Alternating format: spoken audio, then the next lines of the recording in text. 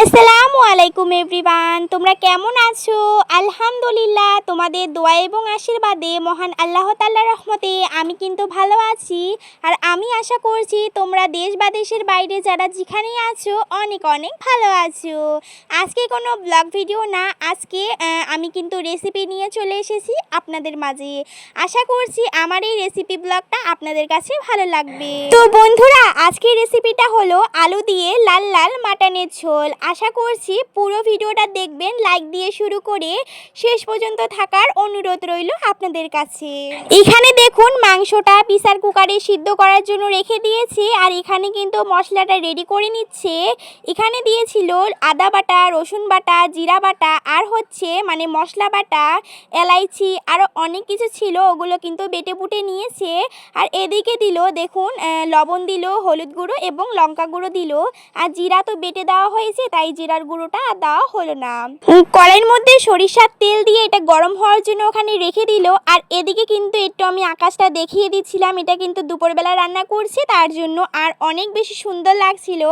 আর আজকে ভীষণ গরম পড়েছে গাইস। তারপরে তখন মানে তেলটা যখন গরম হয়ে আসবে তখন কিন্তু লবণ হলুদ মেখে রাখা আলুগুলো কিন্তু এর মধ্যে দিয়ে দেওয়া হবে। আলুগুলো দিয়ে দেওয়ার পরে আলুটাকে লাল লাল করে ভেজে নেবে।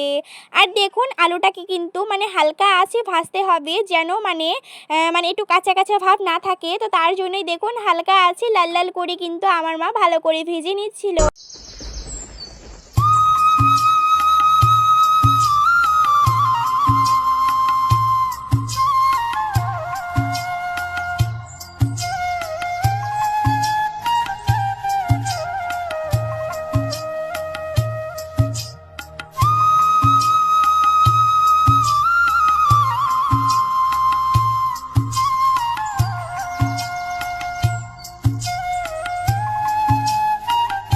বন্ধুরা আলুগুলো লাল লাল করে ভেজে নিল, আপনারা তো দেখলেন। তারপরে কিন্তু একটা মানে বাটির মধ্যে কিন্তু আলুগুলো তুলে নিল। ওই কড়াইয়ের মধ্যে আবারও খানিকক্ষণ সরিষার তেল দিল, দেওয়ার পরে কুচানো পেঁয়াজ দিয়ে এটাকে কিন্তু ভালো করে লালচে করে ভেজে নেবে। আর পেঁয়াজের পরিমাণটা এখানে একটু কম দেওয়া হয়েছে, যখন মাটনগুলো দেওয়া হবে তখন কিন্তু আবার পেঁয়াজ দিবে। তো আশা করছি পুরো ভিডিওটার সঙ্গে থাকবে।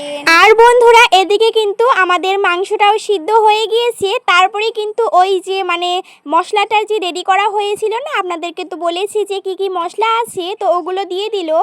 আর চারটে কিন্তু মানে ছোট ছোট চারটে রসুনও কিন্তু দেওয়া হয়েছে। মাংসের সাথে কিন্তু রসুন খেতে আমার বাবা খুবই ভালোবাসে, আমার আবার একদমই পছন্দ না।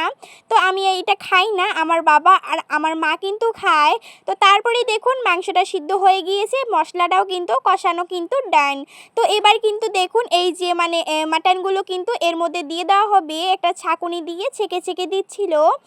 আর বিশ্বাস করো অনেক বেশি তেল ছিল, আর খেতে কিন্তু অসাম লেগেছিল। তারপরে কিন্তু কুচানো মানে বাকিটুকু যে পেঁয়াজ ছিল না, ওই মানে পেঁয়াজগুলো কিন্তু এর মধ্যে দিয়ে এবার কিন্তু ভালো করে নাড়াচাড়া করে এটাকে কষিয়ে নিবে মশলাগুলোর সাথে।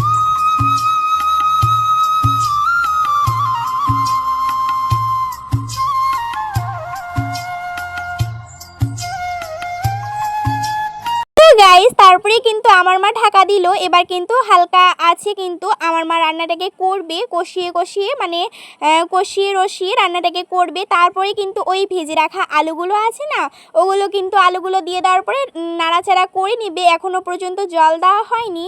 আর যেগুলো মানে সিদ্ধ করলো যে আমার মাংসটা, ওই মাংসের যে মানে জলটা ছিল না, সিদ্ধ করার সময় যে জলটা দিয়েছে ওই জলটাই দিয়ে দিল আলাদা করে, আর কোনো জল দেওয়া হয়নি।